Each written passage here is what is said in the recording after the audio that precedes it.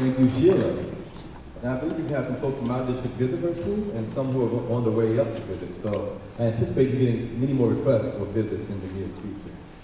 All right, our next speaker while we're hooking up, Cheryl Dobbertin. When I think about how to facilitate a conversation and learning, I think what will Cheryl do. I've seen her do this work. She's outstanding. When I think about expeditionary learning, I think about Cheryl. So with that, I'll turn it over to Cheryl Dobbertin. Welcome. Thank you very much. Yeah. Hi, everybody. Nice to see you. So I heard this really interesting story on NPR not very long ago. That's going to be the sort of the core of my talk, and we're going to share some. I'm going to actually ask you to do some thinking and share some ideas of your own as we work through this.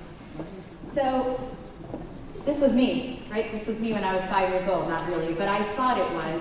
My parents used to teach us that it was fun to dance, and my sister and my cousins and I. In about 1970, 1971, we had an orange and green basement with a shag rug, and my parents, who at the time, looking back now, were probably having a few beers with my aunt and uncle, would be like, go down to the basement, you guys can dance. And we would put on the Carpenters and John Denver, and we would dance. And we were pretty sure that this was us. We were pretty sure that we were just that cool. My cousin John in the middle was the handsomest boy that I ever knew. Not very long ago, my mother dragged out some home movies, and she said, do you remember when you were little and you guys used to go dance in the basement? I've got movies of that.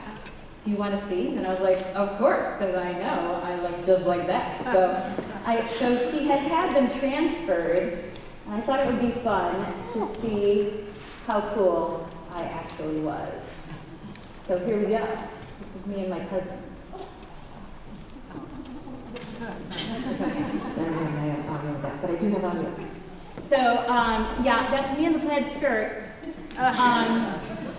Notice how completely coordinated I am at that moment. So I'm really into the music. My cousin John, as I told you, coolest, handsomest boy alive. I don't know why I'm holding this up here. And, I died. I was like, Mom, we were the coolest kids in the world dancing on the shag rug in the basement. If this is what we were doing. And she was like, yes, that's exactly what she looked like. I was horrified. This explains a lot about why I don't get up at weddings anymore. So what have I learned since then? Well, I was listening to this story in NPR, and it made a really interesting, one more thing, a really interesting point, that actually learning to dance has as much to do with your body and how capable you are of actually learning to dance as it does the music that you're listening to. And that certain music is fundamentally more danceable than other kinds of music. So of course, I now fully believe the issue was the Carpenters and John Denver, not exactly my own capacity.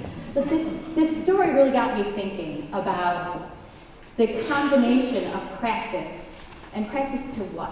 And what does that do for you as you're learning new skills? So on NPR, one of the things they did is they played this song, and I'm going to play a little bit of it for you. I want you to think about if this music makes you want to dance.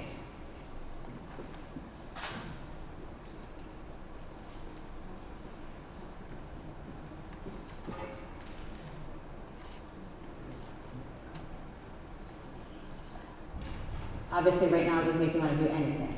Okay?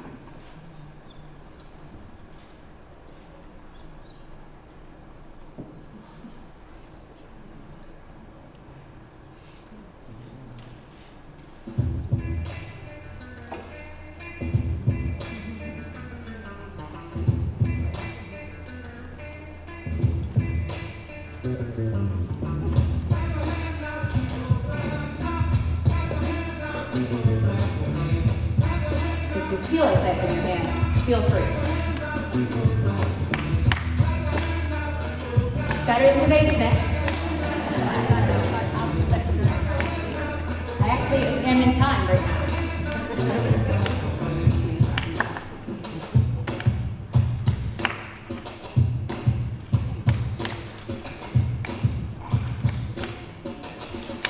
So the scientists realized that music like this had a certain danceability. It had a certain capacity to actually engage the dancer and get them going. And what they talked about in their study was that songs like this that I'm playing have these gaps or breaks in the beat. And it's those gaps or breaks that actually invite you to dance. They actually tell your brain, fill in this spot with a movement. Very interesting, right? I don't think the carpenters were doing that for me. This probably was part of my problem.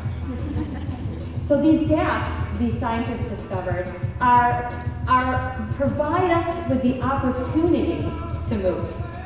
Certain kinds of music don't do this. Certain kind of music do this, all right? And so the act of dancing has as much to do with the music as it does with your own physical capacity. All right, we're going to do a little experiment. I'm going to play some beats for you, and I'd like you to think about which one most makes you want to dance. I'm going to have to get some help from my technology partner back here.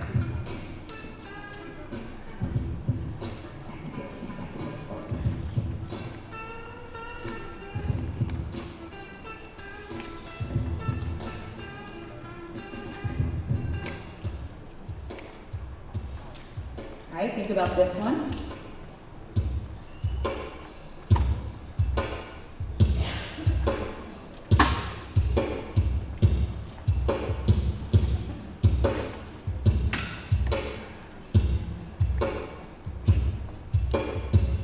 All right, here's another one.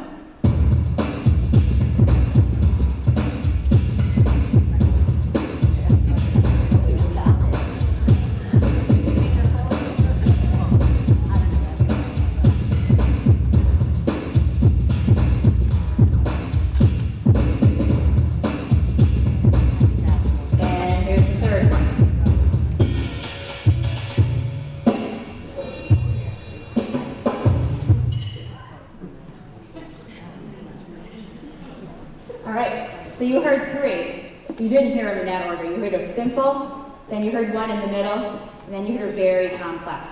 Okay? Of the three, just tell somebody sitting near you, which one most invited you to dance? Which one did you feel your body able to synchronize with?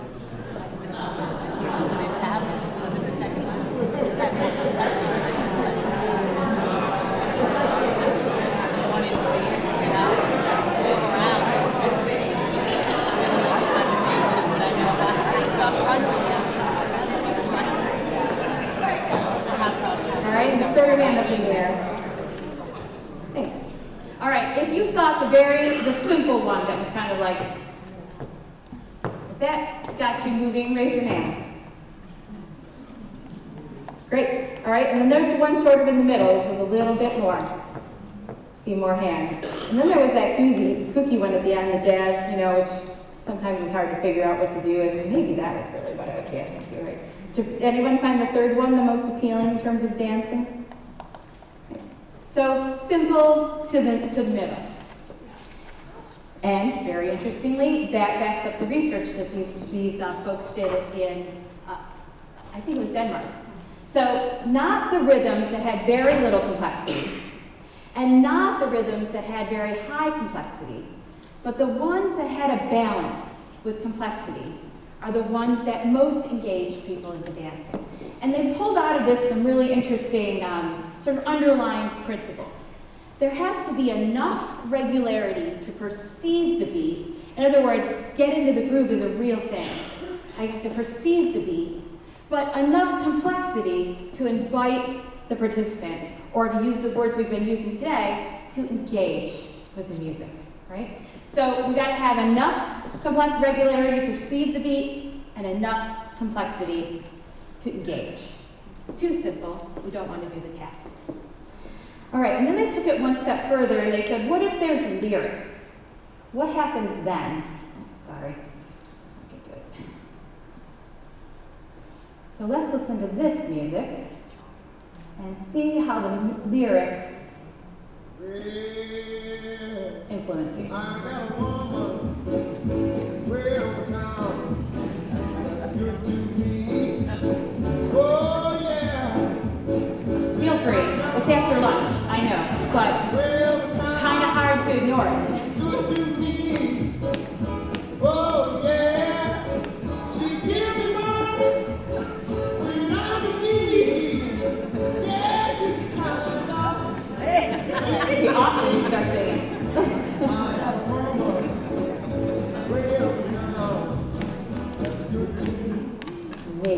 everywhere. Right? All right, so that added a little bit more. And another scientist says it's not just the song syncopation, it's the layers and the layers of lyric over the beat. And that gives you that ultimate experience. I heard you out there. You almost can't get yourself stopped when you're hearing the just right music. So in that particular song, the drums are keeping a very steady rhythm. That's that predictability that helps us sort of enter the dance. The piano is syncopated. That gives us the gaps. The vocals are nuanced. You know, he's not just singing it kind of straightforward, as Ray would do. He's using his vocal range in all different kinds of ways. It's difficult to sing along with this the way he's doing it, but you don't actually want to sing along. You want to dance along. You want to participate in the music, not copy the music. So, what's all that got to do with anything? It's an interesting thing to think that there's just right music, and that just right music contains invitational gaps, and that those gaps allow us to engage, to participate in the story of the music. And that just right music is layered in terms of its complexity, and that it has all these different things happening that we have to hear, recognize in our brain, deal with, and ultimately enter. And in fact, when we're listening to just right music, it's fun. We want to be part of the story. My bag is invitational text. What I care about, actually, is reading. As you can tell, it's probably good, given the way I danced when I was 5 years old, right? And when I was listening to this story on NPR, I just kept connecting with the language they were using to describe just right music. And I was thinking so much about the text that we offer to kids, and our capacity to engage kids to be readers, and to bring them into the story. And I have thought a lot over the last 2 years about this issue of engaging kids in complex text. And I think there's a lot to be learned, you know, by looking at text on a number scale and thinking about its lexicons. But there's so much more to do when we start to realize that invitational text is not just complex because of the number, but because of its gaps. Because it allows the reader to become part of the story. And that it offers layers of complexity, and it's unpredictable, and it's nuanced, and it brings the reader into the shades of meaning, and it creates spaces that allow the reader to actually engage, to dance. Lily, somewhere out there, has passed out, I think, some text to you, and you can either, for a minute, talk about something that you know, that you've read, that you've had this sensation of actually engaging, entering, being part of the story. Or look at one or the other of the texts on either side. One is a nonfiction, one is fiction, and take a minute to look at that text and talk with someone. Do you see gaps? Do you see those nuances? Do you see those layers? Do you see rhythms? And what do you notice about how you become part of the text? So we're just going to take 2 minutes for you to have that little experiment. Go ahead and definitely engage with someone next to you and talk about it.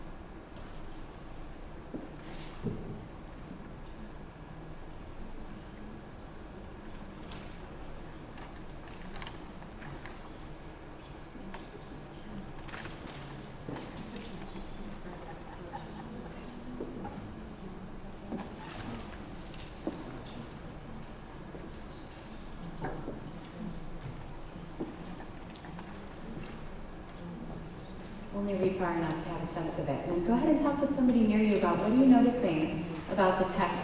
Particularly, is it invitational?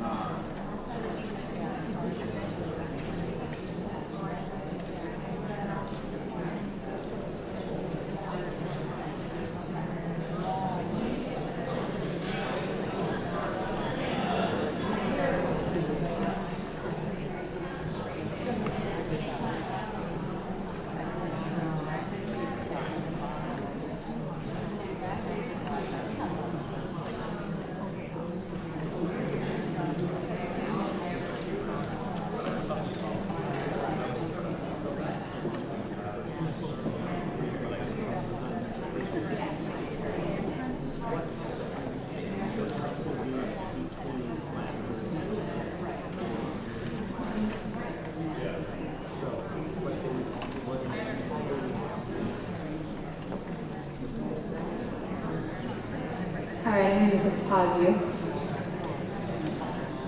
Throw your hand up in the air. Thanks. Anybody want to offer for all of us something that you're connecting with or realizing about invitational text and this issue of complexity?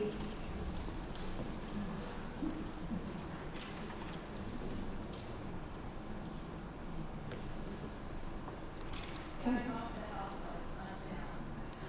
I'm sorry? Oh, I see. So I'll close with this charge. I think the Common Core actually gives us this amazing opportunity to carefully select text. That's something that's actually in our control.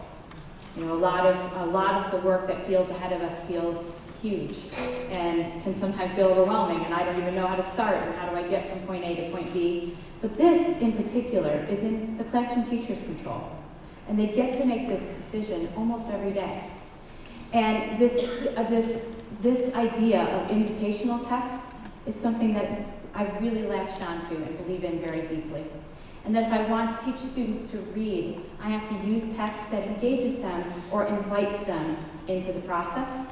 And that kind of text is complex text, complicated text, nuanced text, subtle text, syncopated text, any of those other words that we use to describe the music that makes us dance. Thank you.